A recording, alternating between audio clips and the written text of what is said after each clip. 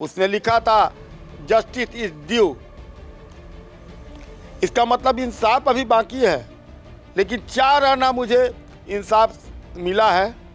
अब मैं अपने पोते का मुंह देखना चाहता हूं कि अब उसको वो मार दे, कहाँ रखी है, इसको सोच सोच के मैं बहुत व्याकुल हूँ।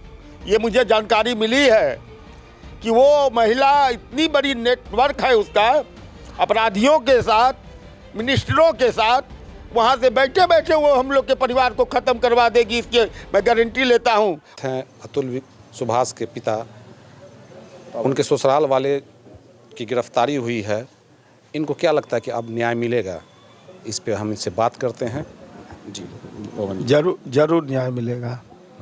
मैं न्याय प्रणाली पर विश्वास करने वाला आदमी हूँ, पुलिस की कार्रवाई का विश्वास करने वाला व्यक्ति हूँ। सत्य के कारण ही तो मेरा बेटा फांसी पर चढ़ा है।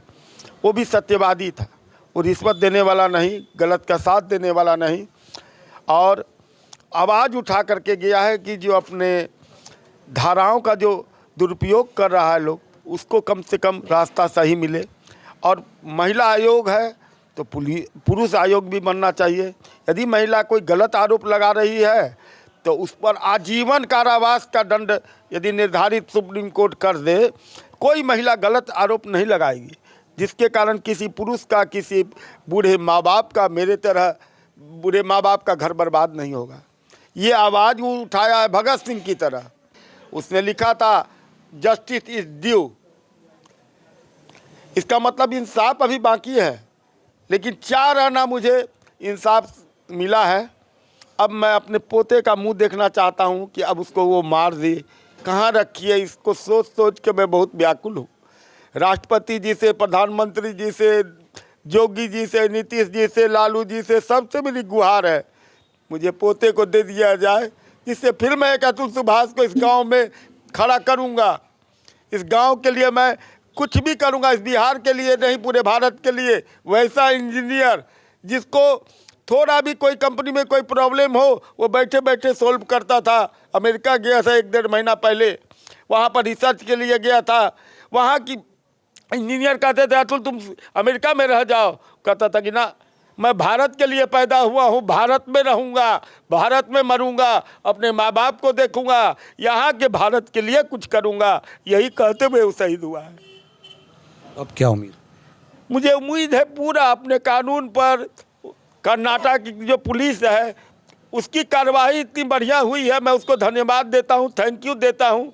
पुलिस अध्यक्ष को थैंक यू देता हूँ जो इस पर आगे आकर के मेरी, कम से कम मेरे को हृदय में 4 आने की राहत मिली। हमारे परिवार को आगे की भी उम्मीद है कि कानून हमारे साथ है, कानून की व्यवस्था हमारे साथ रहेगी।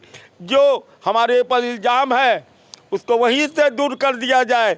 अब हमारा परिवार कोर्ट का चक्कर काटने के लायक नहीं है। अब हमारे पास दूसरा कोई रास्ता भाई साहब नहीं है।